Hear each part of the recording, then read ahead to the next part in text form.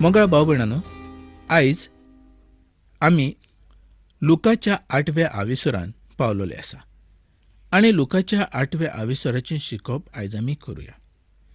आनी ह्या 8व्या आविसरान आमकां जायत्यो घडण्यो पळोवंक मेळटात. आपली व्हड विजमितां दोनूय जेजून ह्या सुवातेचेर करून दाखयल्लीं आसा. पयले सुवातेर तो ओपणाऱ्याची वोपार सांगता. दुसरे सुवातेर जळट्या दिव्याची वोपार सांगता. उपरांत मोड थोंड करता. उपरांत भूत लागलेल्या मनशाक बरो करता, तांचे वयलीं भुतां काडटा. रक्तपात जाल्ले बायलेक बरी करता आनी उपरांत जायरासाचे दुवेक तो बरो करता. मोगा भाव भयणांनो, आमच्या दुनिया जेजून आपली सेवा चाकरी चालूच दवरली. जायते लोक ताजेशी येवंक लागले आनी तांच्यांतले कांय जाण उजले सुवातेचेर आसलेले लोक जावन आसले. पयले सुवातेर आमकां हांगा ओपणाऱ्याची वोपार दिसून येता आनी हें आमकां लुकाच्या 8व्या आविसरान 4 ते 15 वळींनी वाचूंक मेळटा. ओपणारो दोनी जेजू क्रिस्त जावन आसा. बिये ताचें उतर जावन आसा. सुकणीं सैतानाची खुणां जावन आसा. देवाचें उतर कुशालकायेन मानून घेणारे लोक खोडपी जमीन जावन आसा. पूण दूख त्रास ताचें खुशालकायपण हें दाबून दवरता आनी ताका लागून तांच्या भावार्थाचें जें उणेंपण आसा तें आमकां दिसून येता. फकत थोडेंच बी बरे जमनीचेर पडटा आनी जाय तें पीक तें दिता. हे लोक अशे आसात जे देवाचें उतर आयकतात, ताचे प्रमाणे चलतात आनी ते तांचे जिविताक लावन घेतात ते जावन आसा. ते तारण जोडून घेतलेले लोक जावन आसा. ते देवाचें उतर दुसऱ्याक सांगून तांकां भावार्थी करणारे लोक जावन आसा. तेच 30 पट, 60 पट आनी 100 पट पीक हाडणारे लोक जावन आसा. आनी आयज असल्या लोकांची दुनियाक गरज आसा. कारण देवाचें उतर आख्ख्या संवसाराक जावचें आनी संवसारांत जायते भावार्थी उत्पन्न जावचे हीच देवाची येवजण जावन आसा. संवसारांत पातकाचो नाश जावचो हीच देवाची येवजण जावन आसा. आनी सगळ्या संवसाराच्या लोकांचें तारण जावन सुर्गीच्या सुवातेचेर तांणी वयचें अशी देवाची येवजण जावन आसा. कोणाचोच नाश जावचो न्हय, तर सगळ्यांक देवाची शांती, मोग, खुशालकाय फावो जाल्ली ताका जाय. आयज इश्टा, तुका दुनियेंत जेजूची गरज आसा. भावार्थी जावनूय जेजूच्या उतरा पासून पयस तूं गेल्लो आसा, तर तुज्या तारणा पासत आयचो दीस तुका व्हड जावन आसा हें तूं विसरूं नाका. जरी तूं शेणला जाल्यार आयजूच परत तूं दोनया लागीं यो. तुज्या पातकाचें तूं बोगसणें माग आनी नव्यान तुजें जिवीत तूं ह्या पृथ्वीचेर सारूंक सुरवात कर. लुकाचो 8वो आविसर 16 ते 18 वळी प्रमाणे उजवाड जबाबदारी उत्पन्न करता. जो मनीस स्वत मानून घेता ताणें काम करूंकूच जाय. ज्या तरेन आमकां उजवाड फावो जाल्लो आसा त्याच तरेन आमकां जबाबदार अशें धरलेले आसा. जो पर्यंत शुभ वर्तमानाचो उजवाड आमचे कडेन पावूंक नासलो तो पर्यंत तूं आनी हांव काळोखानूच आसल्या, म्हणजे आमी काळोखान जियेताल्या. जायते फावटी आमकां अशें दिसलें की मनीस ताज्या अस्कोतायेक लागून आनी ताज्या गिन्यानाक लागून पातकी जावन आसा. पूण पावलो रोमकारांक सारकें मत उगडापें करून दाखयता. देव म्हूण जाणा जावनूय ताणें ताका देव म्हणून मानून घेवंक ना, ताका मोहिमा दिवंक ना वो ताका ताणें मान दिवंक ना. मनीस आपले खुशेन पातकान पडटा. हें एक व्हड पातक जावन आसा, कारण ही मनशाची येवजण जावन आसा. जी जबाबदारी देवान मनशाक दिल्ली आसा ती आयज मनीस नाकारता आनी तो आपलेच येवजणेन चलता. उजवाड जो क्रिस्त जावन आसा त्या उजवाडान आमी चलूंक जाय. तो उजवाड आमी दुसऱ्यांक दिवंक जाय. आनी जर आमी दुसऱ्याक तो उजवाड दिवंक जाय जाल्यार आमचें थारोन पयले सुवातेचेर आमी जोडून घेवंक जाय. आमी देवाचीं भुरगीं जावंक जाय. देव आमकां पातकान घालिना, पूण आमी खूद पातकान पडटा. कारण आमच्या सरभोंवतणी आसलोलो संवसार आमकां पातकान उडयता. कारण संवसार हो सगलो सैतानाच्या हातांत आसा. आनी सैतान तर मुळचोच पातकी जावन आसा. तो फोटीचो बाप जावन आसा. आमकां संवसारांत कांयच फाव जावचें ना.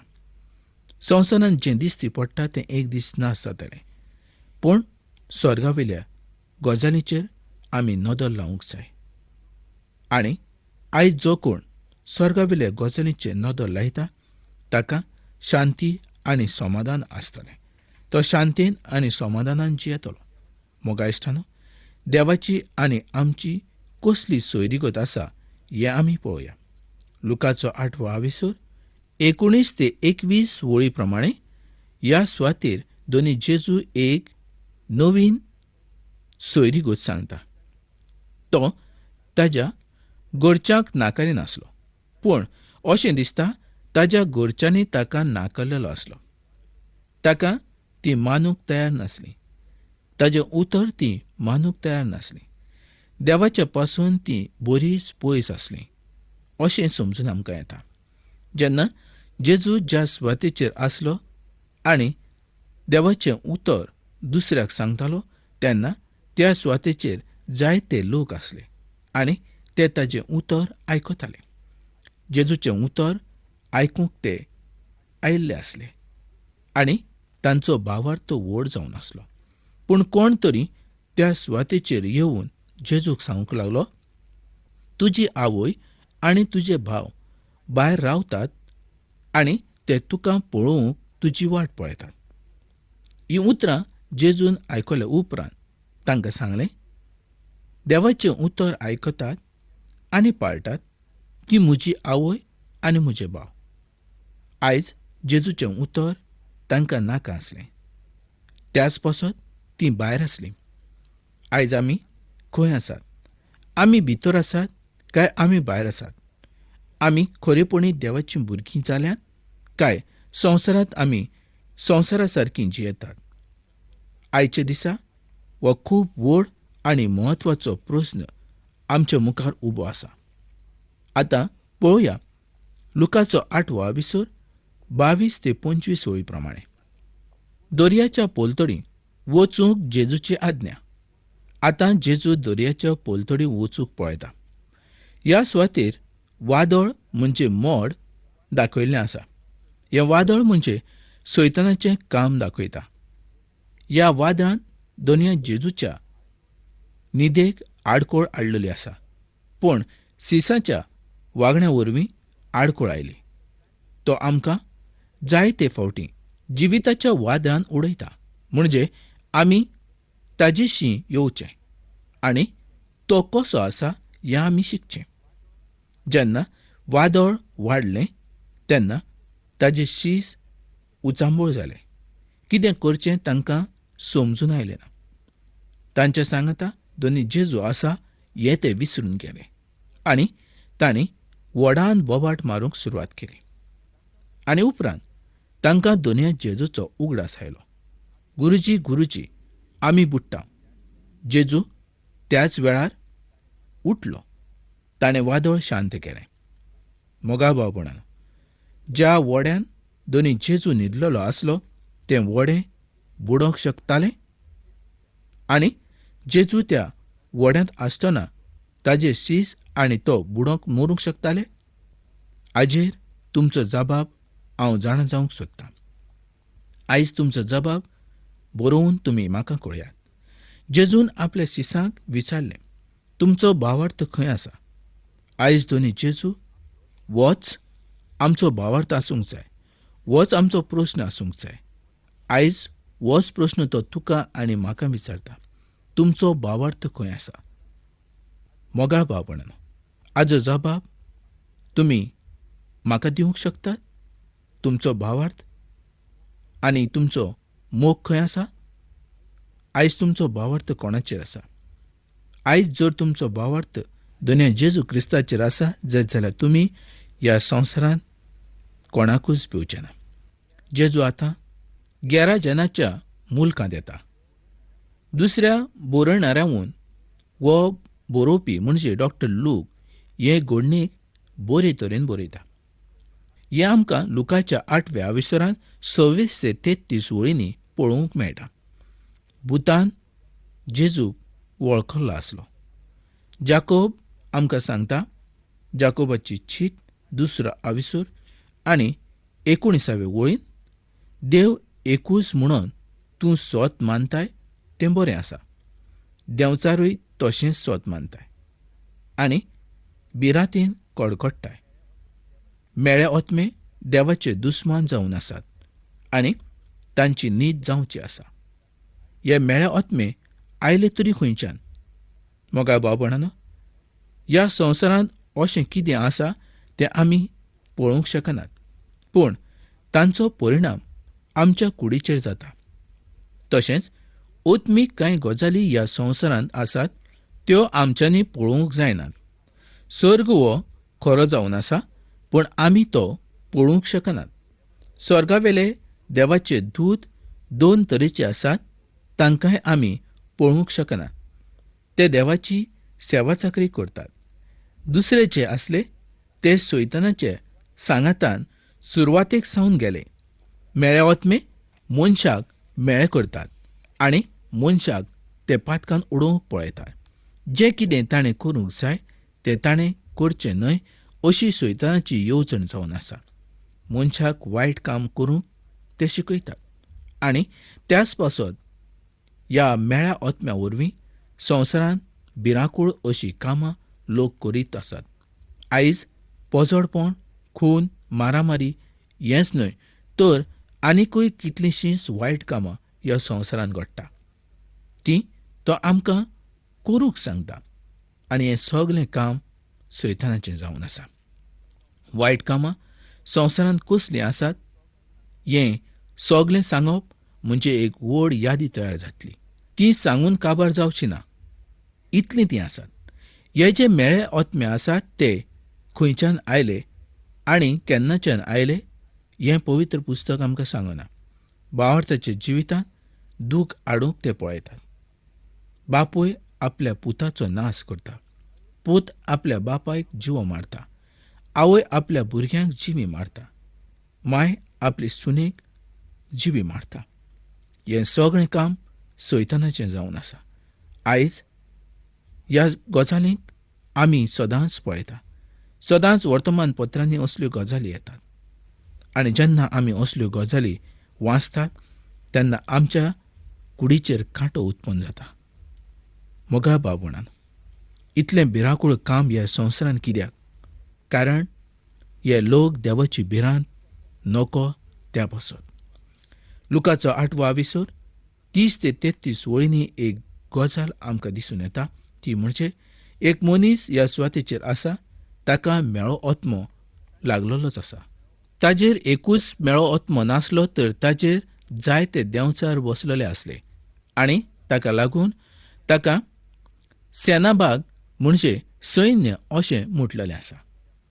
आमी त्या मनशाचेर जायते देंवचार पळयतात. जाकोबाच्या चिटीन अशें बरयल्लें आसा, त्या देवदूतांनी आपलो अधिकार सांबाळून दवरलो ना, ताका सदांकालच्या काळखांत उडयल्ले आसात आनी तांची न्हीद जावची आसा. खरें म्हणजे तांची न्हीद जाल्लीच आसा. मेळे ओतमे ह्या मनशाच्या कुडीन आसले.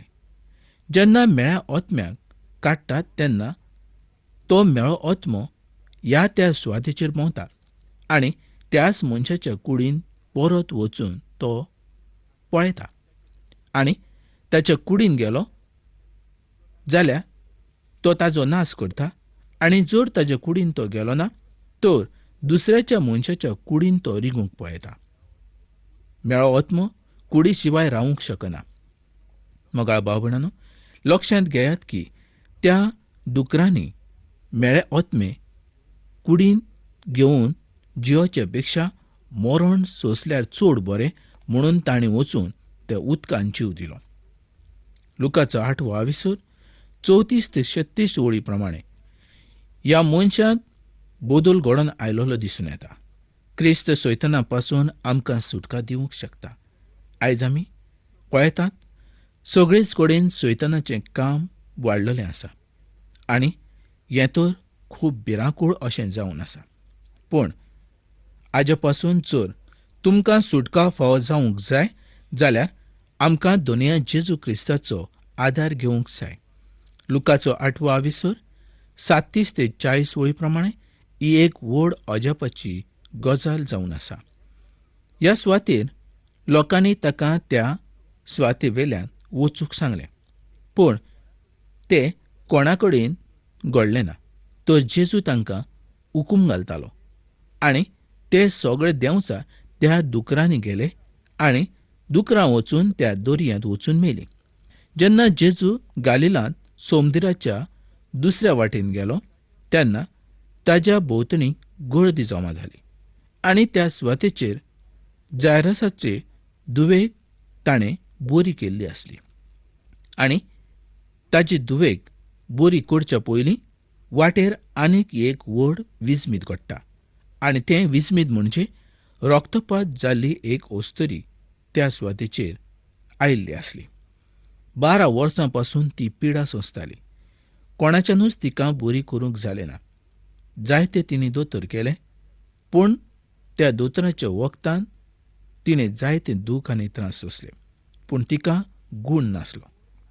कूड आनीक वायट जायत गेल्ली आसली. तिचें दुयेंस आनीकूय वाडलेलें आसलें. ती अस्तोरी 12 वर्सां पासून दुयेंत आसली आनी हें चेडूय 12 वर्सांचें जावन आसलें.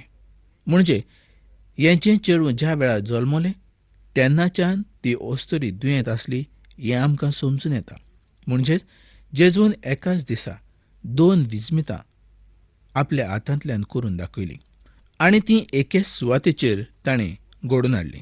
पूण तिणेन ताका हात लायलो तरी जेजून तिका बरी केल्ली आसली. तिचो विस्वास व्हड जावन आसलो. जेजूच्या आंगोस्त्राक जरी हांव हात लायत जाल्यार बरी जातली म्हणून तिणें आपल्या काळजान भावार्थ दवरलेलो आसलो. पूण लोकांच्या मुखार आपलें पातक आपूण कशें उदकें करूं वा आपलें दुयेंस आपूण कशें दाखोवं ही लज तिच्या भितर आसली. मोगा भावपणां, आयज जेजूच्या आंगोस्त्राक हात लायत जायत जाल्यार मनीस बरो जावंक जाता. पूण त्या वेळार त्या सुवातेचे जायते जाण लोक आसले. जेजून म्हटलें आपल्या आंगोस्त्राक कोणें हात लायलो. शिसांनी म्हटलें जायते लोक तर तुका चेस्तात आनी तूं अशें कित्याक म्हणटा. पूण जेजूक खबर आसली कोण तरी त्या सुवातेचेर बरी जाल्ली आसली. जेजू त्या बायलेक पयलींच वळखतालो. तिणी तिका पयलींच पळयल्ली आसली. आयज ह्या संवसारांत आमी पळयतात जायते लोक आपलें आयुश्यभर आपलें जिवीत भरूय ते दुयेंसानूच आसात. मोगाळ भावा, मोगाळ भयणी, आयज दोनी जेजू तुमकां बरें करूंक शकता. तर मोगाळ भाव भयणांनो, आयज तुमची कितें येवजण आसा आनी तुमची कसली मागणी आसा आयजूच म्हाका कळयात.